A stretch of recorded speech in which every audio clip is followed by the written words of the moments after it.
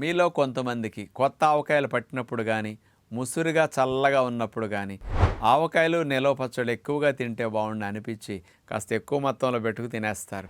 భోజనమంతా దాంతోనే తినేస్తారు, ఒక్కోసారి కూరలు లేక కూడా. అలాంటప్పుడు ఎక్కువ తేడాలు మీకు నెక్స్ట్ డే వచ్చేస్తాయి. ఏమవుతాయో తెలుసా?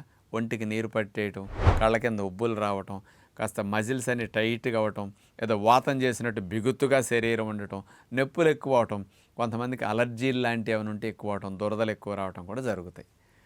మీరు ఇలా ఎక్కువ తిన్న రోజున నెక్స్ట్ డే ఈ ట్రబుల్స్ రాకుండా ఉండాలంటే ఏం చేయాలో తెలుసండి?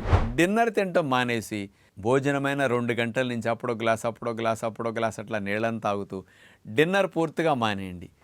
నెక్స్ట్ డే బ్రేక్ఫాస్ట్ తినటం మానేయండి. నీళ్ల మీదే ఉండండి మధ్యాహ్నం లంచ్ వరకు.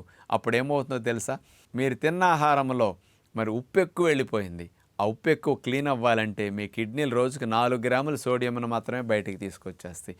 అంటే ఇక్కడి నుంచి 24 అవర్స్ దాకా మనం ఏకభుక్తం చేస్తూ అట్లా ఉన్నప్పుడు ఆవకాయలు నిలవ పచ్చళ్ళ ద్వారా వెళ్ళిన సాల్ట్ అంతా యూరిన్ ద్వారా బయటకు వచ్చేసి మీరు బరువు పెరగకుండా, నొప్పులు వాతం చేయకుండా, అలర్జీలు రాకుండా అది వాషౌట్ చేసేస్తుంది అనమాట.